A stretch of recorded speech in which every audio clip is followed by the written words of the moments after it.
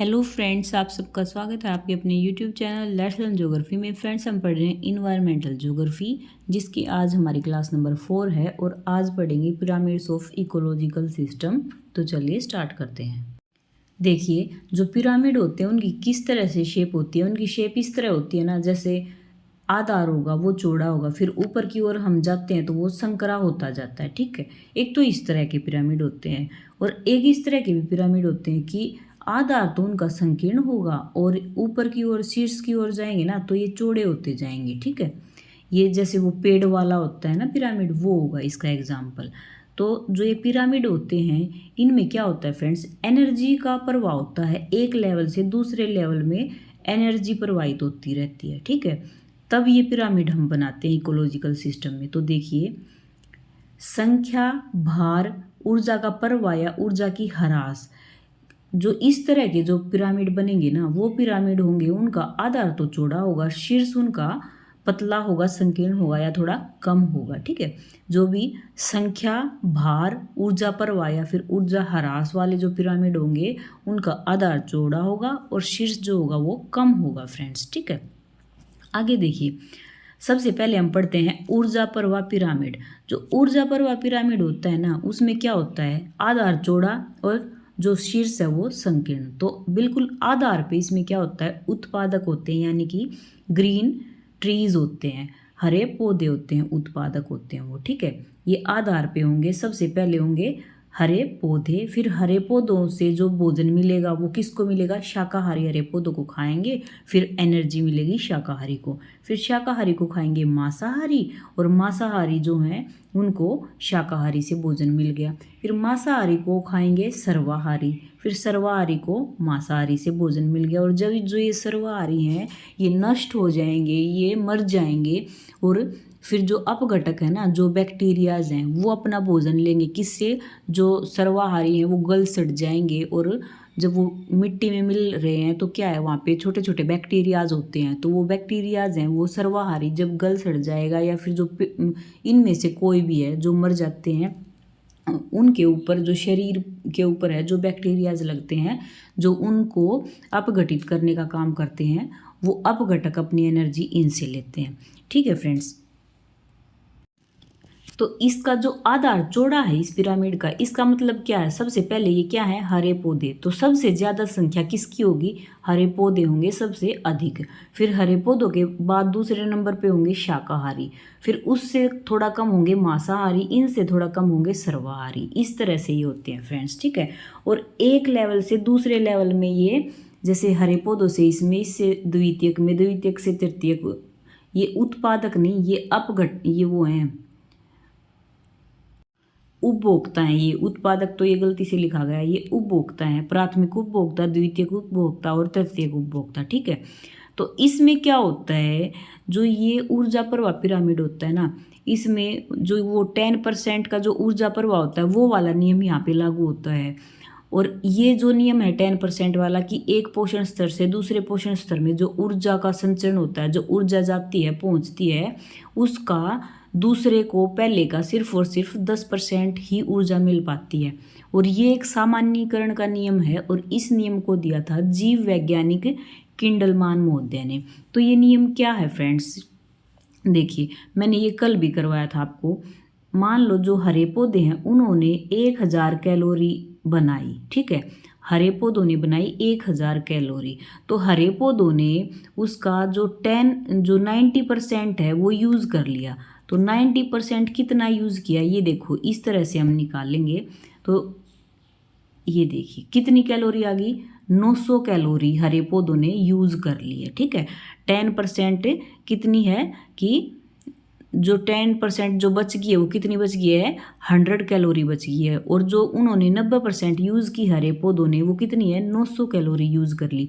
हरे पौधों ने की 900 कैलोरी यूज़। ठीक है, ऊपर गई 100 कैलोरी, शाकाहारी को मिली 100 कैलोरी, फिर 100 कैलोरी का 90% था जो, वो कितना हो गया, ये देखो यहाँ पे ये 90 बच गई। तो जो 90% था 100 कैलोरी का, यानी कि 90 कैलोरी मिल गई शाकाहारी को। ठीक है, शाकाहारी को मिल गई 90 कैलोरी। फिर जो 10 कैलोरी बची, 10 कैलोरी का 10% कितना हो गया, देखो आप एक आ गया ना, एक। तो जो मांसाहारी है ना, वहाँ तक जब जो ऊर्जा थी वो पहुंची तो सिर्फ 1 कैलोरी पहुंची। फिर 1 कैलोरी का हम 10% निकालेंगे, फिर जो आएगा उसका 10% अपघटक को मिलेगा। तो ये इस तरह से एक लेवल से दूसरे लेवल तक जाते जाते ऊर्जा जो है ना, वो सिर्फ और सिर्फ 10% पहुंचती है। जैसे उत्पादक का 10% पहुंची शाकाहारी को, शाकाहारी का 10% मांसाहारी को, मांसाहारी का 10% इसको, फिर इसका 10% आगे। इस तरह से ये ऊर्जा है, ये एक लेवल से दूसरे लेवल में पहुंचती है। इसको बोलते हैं सामान्यीकरण का नियम। और ये सामान्यीकरण का नियम दिया था जीव वैज्ञानिक थे किंडलमान महोदय, उन्होंने। ठीक है फ्रेंड्स, आगे ये 2 इंपॉर्टेंट पॉइंट हैं, ये देखिए। ऊर्जा पिरामिड है वो सदैव कैसा बनता है, सीधा बनता है। ये क्वेश्चन भी आता है कि ऊर्जा पिरामिड जो बनता है वो किस प्रकार से बनता है, वो सीधा बनता है। ऊर्जा का जो प्रवाह होगा ना एक लेवल से दूसरे लेवल में, वो सिर्फ एक दिशा में ही होगा। ठीक है, इस तरह से हो रहा तो वो एक दिशा में ही होगा। आगे देखिए, जो ऊर्जा का स्रोत है वो तो हम सबको पता है, सन है। नेक्स्ट क्वेश्चन है फ्रेंड्स, ऊर्जा पिरामिड में जो ऊर्जा का प्रवाह वो किस दिशा में हो रहा है, वो हमने अभी अभी पढ़ा है, एक दिशा में होता है। जैसे जैसे हम ऊर्जा के प्राथमिक स्रोत से दूर जाते हैं, यानी कि जो प्राथमिक स्रोत है उसके बाद हम द्वितीयक में जाएंगे, तृतीयक में जाएंगे, फिर लास्ट में अपघटक के पास जाएंगे। तो उस तरह से जो ये फूड चेन बन गई ना, जैसे ट्रीज हैं वो उपभोक्ता, वो ये क्या उत्पादक हैं ट्रीज। फिर जो वेजिटेरियन हो गए, शाकाहारी हो गए, वो उपभोक्ता हैं। फिर शाकाहारी के बाद जो मांसाहारी हैं वो द्वितीयक उपभोक्ता हो गए। फिर लास्ट में ये डीकम्पोजर हैं, ये हैं अपघटक। बीच में यहाँ पे सर्वाहारी भी आ सकता था। तो आप ये देखो, इस एग्जाम्पल में ये क्या कह रहा है कि जो भी फूड चेन बन गई ना, ये ट्रीज को खाया वेजिटेरियन ने, वेजिटेरियन को नॉन वेजिटेरियन ने, फिर ये मर गए तो अपघटित हो गए। ठीक है, फिर अपघटक थे जो बैक्टीरियाज थे। तो क्या है कि ट्रीज को 100% मिली, फिर 100 का 10% मिली वेजिटेरियन को, और वेजिटेरियन का 10% ऊर्जा मिली नॉन वेजिटेरियन को, और नॉन वेजिटेरियन का 10% मिली डीकम्पोजर को। इस तरह से प्राथमिक जो ये उत्पादक थे ना, उत्पादक से प्राथमिक जो उपभोक्ता है उसमें, फिर द्वितीयक में, फिर अपघटक में। इस तरह से हम जैसे जैसे दूर जा रहे हैं ना, तो ऊर्जा क्या है, घट रही है फ्रेंड्स। तो इसका मतलब यही है कि हम एक लेवल से दूसरे लेवल में जब जाते हैं तो जो ऊर्जा है वो घटती जाती है। ठीक है, क्वेश्चन आ जाए कि हम एक लेवल से दूसरे लेवल पर जाते हैं तो क्या ऊर्जा जो संचरित होती है वो घटती है या बढ़ती है। तो आपको हमेशा यही लिखना है कि ऊर्जा आगे जाने पर घटती है। अगला है फूड चेन में जो उच्चतर उत्पादक या जो अपघटक होते हैं उनको ऊर्जा कितनी मिलती है, कम मिलती है। ये हम पहले ही पढ़ चुके हैं, जो ये हमने अभी अभी एग्जाम्पल पढ़ा है। और जैसे जैसे ये, और देखिए, जैसे जैसे हम उच्चतर लेवल तक जाते हैं, यानी कि लास्ट में हम अपघटक तक जाते हैं, तो क्या होता है, जो जीव जंतु है ना उनकी संख्या और विविधता कम होती जाती है। जीव जंतुओं की संख्या और विविधता कैसे कम होगी, देखो हमने पढ़ा था ना, जो ट्रीज होते हैं वो सबसे ज़्यादा होते हैं, फिर जो वो शाकाहारी होंगे वो इनसे थोड़ा कम होंगे, मांसाहारी इनसे भी कम होंगे, और सर्वाहारी सबसे कम होंगे। तो इस प्रकार से जो जंतु है ना उनकी संख्या घटती जाती है। और विविधता कैसे कम होती है, ये देखो इस एग्जाम्पल से, कि मान लो एक फॉरेस्ट है, उसमें जो पेड़ पौधे होंगे वो हजारों हो सकते हैं, लेकिन हिरण क्या होंगे, हिरण की संख्या लिमिट में होगी कि 100 होंगे, 200 होंगे। ठीक है, फिर जो ये लकड़बग्घे वगैरह होंगे, ये होंगे 4, 5, 6, 7, ये इतने से ही होंगे, 10 होंगे बस। ठीक है, शेर होगा जो, वो शेर तो एक ही होगा। तो इस प्रकार से विविधता होती है, वो होती है फ्रेंड्स। और आगे ये देखिए, हिरण जब मान लो हिरण हैं वो बढ़ने से क्या करेंगे, अधिक पौधों को खा जाएंगे। अधिक पौधों को हिरण खा जाएंगे, क्यों, क्योंकि हिरण तो शाकाहारी हैं। फिर अगर मान लो ये सारे के सारे पौधों को खा जाएंगे, अतिचारण हो जाएगा, वहाँ पे क्या है, पेड़ पौधे तो बचेंगे नहीं, मरुस्थल बन जाएगा। और इस प्रकार से क्या होगा, हमारा एनर्जी का जो लेवल है वो डिस्टर्ब हो जाएगा, डगमगा जाएगा। ठीक है, तो जो एक भी लेवल है ना उसमें जीवों की संख्या या तो बढ़ जाए या घट जाए, तो वो दोनों ही नुकसानदायक होते हैं फ्रेंड्स। ठीक है, आगे देखिए, वो था हमारा ऊर्जा पिरामिड। अब हमारा संख्या पिरामिड। जो संख्या पिरामिड होता है इसका भी आधार चौड़ा होता है और ऊपर से संकीर्ण होता है। इसमें क्या होता है, जो ये संख्या पिरामिड होगा ना, नाम से ही पता चल रहा है कि इसमें जीवों की जो संख्या होती है ना फूड चेन में, भिन्न भिन्न, मान लो एक लेवल है, 2 लेवल, 3 लेवल, 4 लेवल, इस तरह से ऊर्जा जा रही है एक दिशा में। तो जो इसमें एक लेवल में जो जीव होंगे वो सबसे अधिक होंगे, दूसरे में सब उससे जो पहले वाला था उससे कम होंगे, तीसरे वाले में दूसरे वाले से कम होंगे, और लास्ट वाले में तीसरे से कम होंगे। तो इस तरह से होता है ये संख्या पिरामिड।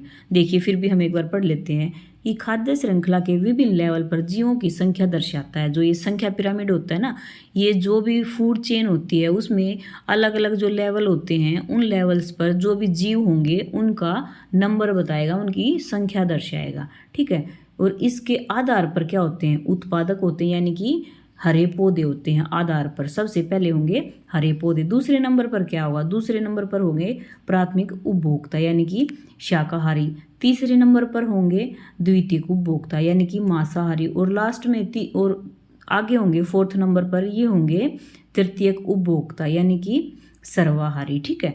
तो ये एग्जाम्पल है, इस एग्जाम्पल से हम देखते हैं। देखो सबसे पहले हरे पौधे हैं, हरे पौधों को खाया प्राथमिक उपभोक्ता ने, यहाँ पे एग्जाम्पल में दिया है हरे पौधों को कुतर लिया चूहों ने खाया हरे पौधों को और एनर्जी ली। ठीक है। फिर द्वितीयक उपभोक्ता यहाँ पे है सांप ने खाया चूहे को। ठीक है। और तृतीयक उपभोक्ता यहाँ पे है बाज ने खाया सांप को। इस तरह से जो एनर्जी फ्लो हुआ है एक से दूसरे में हुआ। तो यहाँ पे क्या है, संख्या कैसे पता चल रही है। देखो मान लो कोई फॉरेस्ट है, वहाँ पे हरे पौधे तो बहुत ज़्यादा होंगे, संख्या ज़्यादा होगी। चूहे होंगे, चूहों की संख्या लिमिट में होगी। ठीक है। सांप होंगे, सांप फिर 2-4 ही हैं मान लो। और फिर लास्ट में है बाज, जो बाज होगा वो एक बाज ही तो खा रहा है ना सांप को। इस तरह से ऊपर की ओर जाते हैं तो संख्या कम होती जाती है इसमें संख्या पिरामिड में। ठीक है। तो इसमें आगे क्या लिखा है, उच्चतर स्तर पर जो उच्च श्रेणी के उपभोक्ता होते हैं वो होते हैं, जो लास्ट में उच्च श्रेणी के उपभोक्ता होंगे वही होंगे।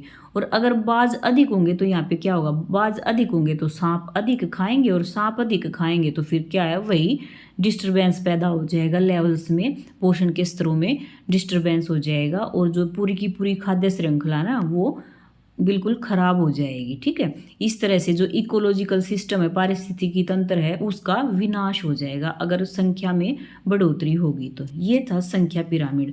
आगे है संख्या पिरामिड के पार्ट्स। देखिए सबसे पहले हम पढ़ रहे हैं वृक्ष पिरामिड। वृक्ष पिरामिड जो होता है ना, इसमें जो बड़े पेड़ होते हैं उन पर, बड़े पेड़ पर प्राथमिक उपभोक्ता होते हैं। तो प्राथमिक उपभोक्ता क्या होंगे, बड़े पेड़ पर कीट होंगे, कीट पतंगे हैं जो वो बड़े बड़े पेड़ों के ऊपर होंगे। और फिर कुछ द्वितीयक उपभोक्ता हैं वो भी होंगे, लेकिन जो कीट होंगे ना वो अधिक मात्रा में होंगे, और जो द्वितीयक उपभोक्ता हैं वो थोड़ी मात्रा में होंगे। और मान लो जो ये तीसरे नंबर के तृतीय उपभोक्ता हैं वो भी हैं पेड़ पर, तो जो तृतीय उपभोक्ता होंगे ना वो सबसे कम होंगे। और ये इस तरह की आकृति का जो वृक्ष पिरामिड है वो बनता है कि पेड़ होगा, ये सबसे बड़ा एक पेड़ होगा फ्रेंड्स। ठीक है। इसमें क्या हुआ कि सबसे पहले ये एक पेड़ है, लेकिन ये बहुत बड़ा पेड़ है। ठीक है। इसके ऊपर जो कीट पतंगे हैं वो ज़्यादा हैं। ठीक है। कीट पतंगे ज़्यादा हैं, तो इस तरह से इसका ये चित्र है, ये फोटो है, ये बनेगी इसकी। फिर जो प्राथमिक उपभोक्ता है ना वो तो अधिक हैं, लेकिन जो द्वितीयक उपभोक्ता हैं वो प्राथमिक से थोड़े कम हैं। ठीक है। फिर जो तृतीयक हैं वो उससे भी कम है, तो ये वाली शेप बनेगी इस पिरामिड की। और किस पिरामिड का आधार पतला होता है, वृक्ष पिरामिड का। ये क्वेश्चन आता है कि वृक्ष पिरामिड का आधार पतला होता है। फिर आगे पढ़ेंगे हम सांख्यिकी पिरामिड। अब तक हम 2 पढ़ चुके हैं, ऊर्जा वाली जो पिरामिड है वो, और जो संख्या पिरामिड है वो। अब देखते हैं सांख्यिकी पिरामिड। जो सांख्यिकी पिरामिड है इसको हम विलोम पिरामिड भी बोलते हैं। विलोम पिरामिड क्यों बोलते हैं, क्योंकि इसका आधार तो संकीर्ण होता है, और ये जो ऊपर की ओर जाने पर इसमें क्या है, जो इसका शीर्ष है वो चौड़ा होता जाता है इसमें। तो देखिए हम एक बार पढ़ लेते हैं इसको।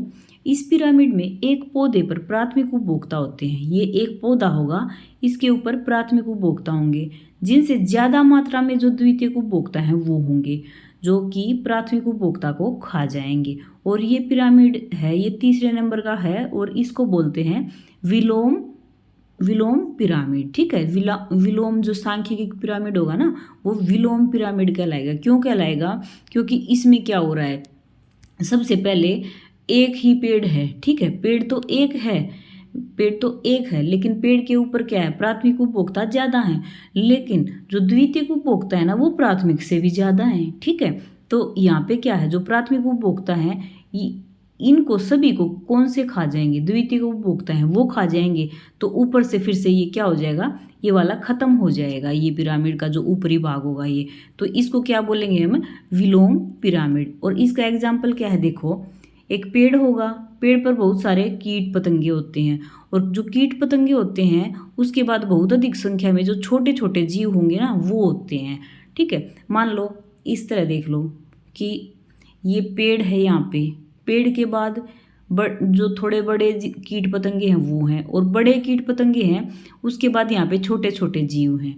तो जो छोटे वाले हैं ना वो इनको खा लेते हैं सारे के सारे इकट्ठे होके, तो फिर क्या होगा, ये वाला जो है इसको खत्म कर देंगे इस लेवल को, ठीक है। तो इसको बोलते हैं सांख्यिकी पिरामिड यानी कि विलोम पिरामिड।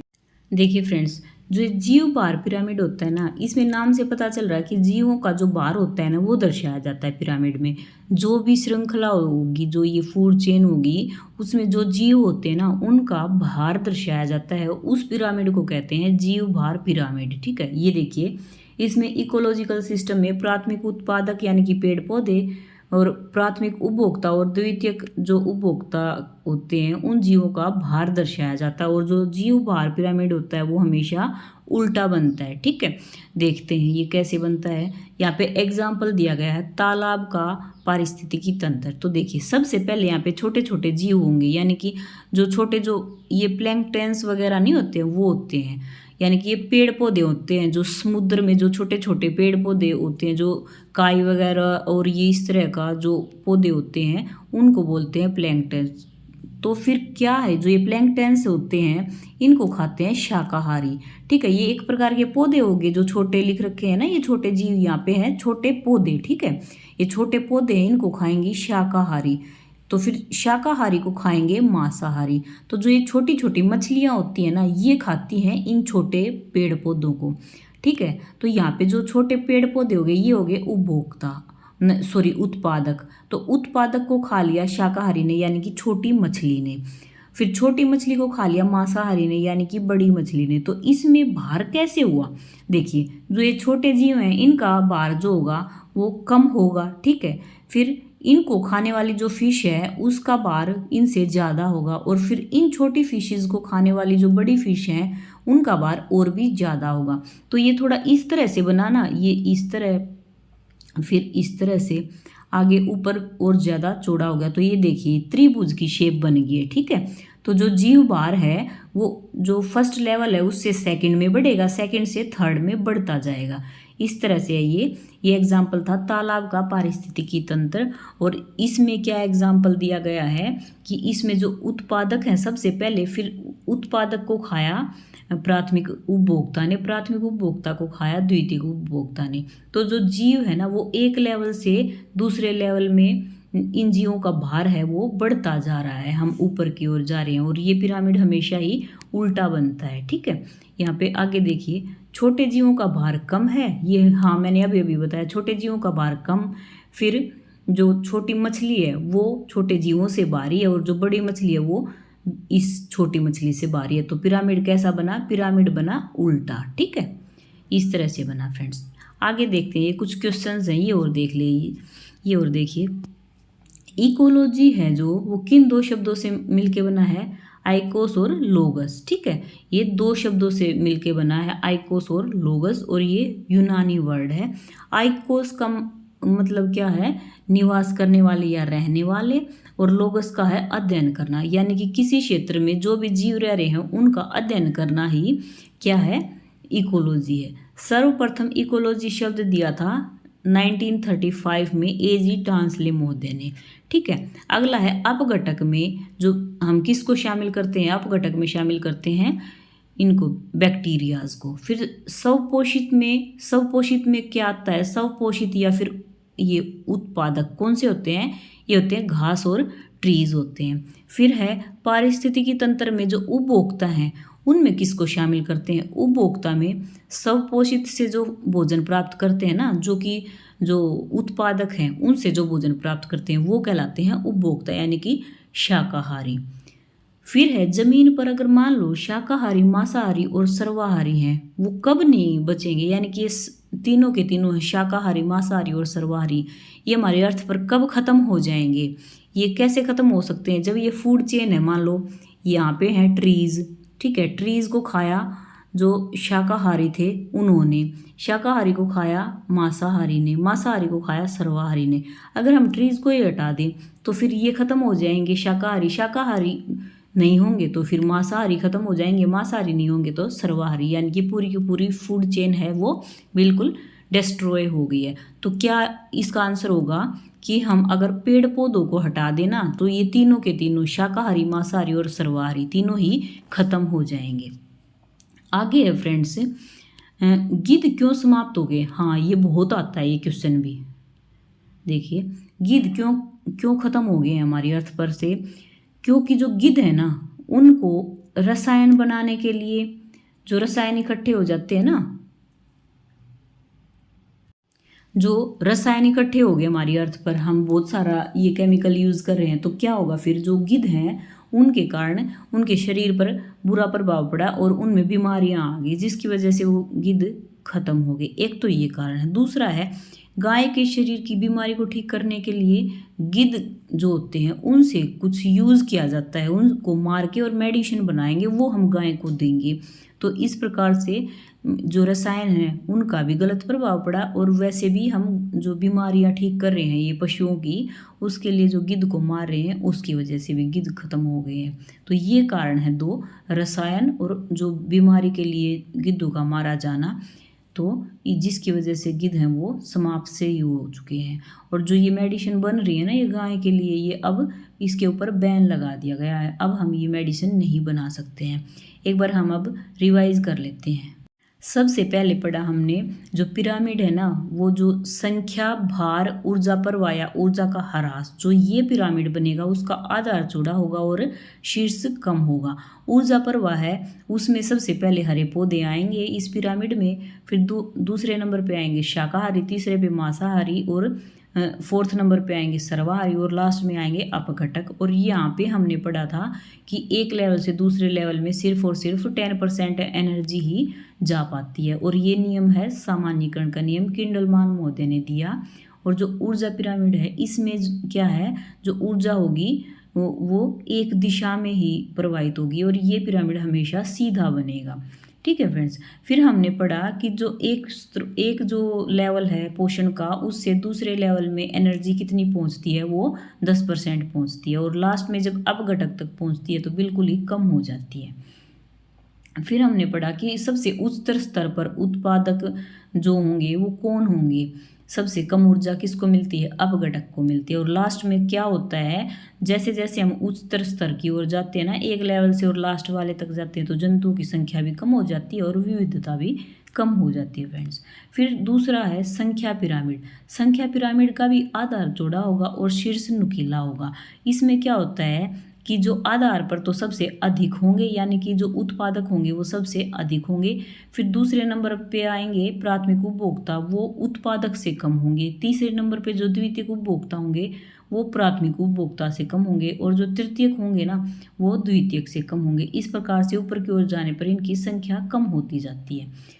और फिर हमने पढ़ा वृक्ष पिरामिड। वृक्ष पिरामिड में हमने क्या पढ़ा कि बड़े पेड़ पर प्राथमिक उपभोक्ता होंगे, फिर कुछ द्वितीयक उपभोक्ता होंगे और थोड़ी मात्रा में होंगे जो द्वितीयक होंगे, फिर तृतीयक होंगे वो और भी कम में होंगे। तो इस तरह का ये पिरामिड बनता है। फिर है हमने पढ़ा सांख्यिकी पिरामिड। जो सांख्यिकी पिरामिड होता है वो विलोम पिरामिड होता है, और इस पिरामिड में एक पौधे पर प्राथमिक उपभोक्ता होते हैं जिनसे ज़्यादा मात्रा में द्वितीयक उपभोक्ता होते हैं जो उनको खा जाएंगे। यानी कि एक हरा पेड़ होगा, उसके ऊपर जो प्राथमिक उपभोक्ता जो शाकाहारी होंगे वो बहुत सारे होंगे। ठीक है। फिर उसके बाद जो शाकाहारी के ऊपर जो मांसाहारी होंगे, जो शाकाहारी को खा रहे हैं वो उनसे भी ज़्यादा होंगे, तो जो मांसाहारी है ना वो उन शाकाहारी को खा जाएंगे। ठीक है। इस प्रकार से विलोम पिरामिड बनता है, जैसे एक छोटा पेड़, फिर उसके ऊपर बहुत सारे कीट, और उसके बाद बहुत अधिक संख्या में छोटे छोटे कीट। ये है इसका एग्जाम्पल फ्रेंड्स।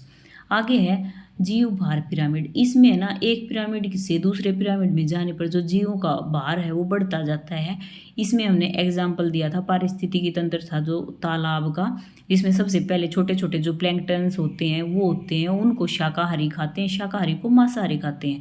तो जो प्लैंकटन है उनका जो भार है वो कम है, फिर जो छोटी मछली है शाकाहारी जो उनको खा रही है उसका भार उससे अधिक है, और छोटी मछली को बड़ी मछली खा रही है उनका भार और भी ज़्यादा अधिक है। तो इस प्रकार से उल्टा पिरामिड बनता है। फिर हमने पढ़ा जो इकोलॉजी शब्द है वो आइकोस और लोगस से मिलके बना है, और जो ये वर्ड है ये यूनानी वर्ड है, जिसमें आइकोस का मतलब है निवास या रहने का स्थान और लोगस का मतलब है अध्ययन करना। तो इकोलॉजी का मतलब हो गया किसी स्थान पर रहने वाले जीवों का अध्ययन करना। और इकोलॉजी शब्द सबसे पहले दिया 1935 में टांसले महोदय ने। अब घटक हम बोलेंगे बैक्टीरियाज को, स्वपोषित घटक बोलेंगे ट्रीज को, और पारिस्थितिकी तंत्र में जो उपभोक्ता हैं वो कौन है, जो स्वपोषित यानी कि जो पेड़ पौधों से अपना भोजन प्राप्त करते हैं वो उपभोक्ता कहलाते हैं। फिर है कि ज़मीन पर शाकाहारी और मांसाहारी और सर्वाहारी तीनों के तीनों कब नहीं बचेंगे, अगर हम फूड चेन से अगर हम जो उत्पादक हैं जो हरे पेड़ पौधे उनको हटा दें तो एक भी नहीं बचेगा। आगे है गिद्ध क्यों समाप्त हो रहे हैं। गिद्ध एक तो ज़्यादा रसायनों का प्रयोग करने से उनके ऊपर हानिकारक प्रभाव पड़ रहा है। दूसरा है गाय के शरीर में जो बीमारी होती है उसको ठीक करने के लिए गिद्ध का यूज़ करते हैं, मेडिसिन बनाई जाती है गिद्ध को मार के, इसलिए ये गिद्ध हैं ये समाप्त हो रहे हैं। ये था फ्रेंड्स हमारा टॉपिक। अगर आपको अच्छा लगा हो तो लाइक शेयर कमेंट और सब्सक्राइब करना फ्रेंड्स। Bye bye.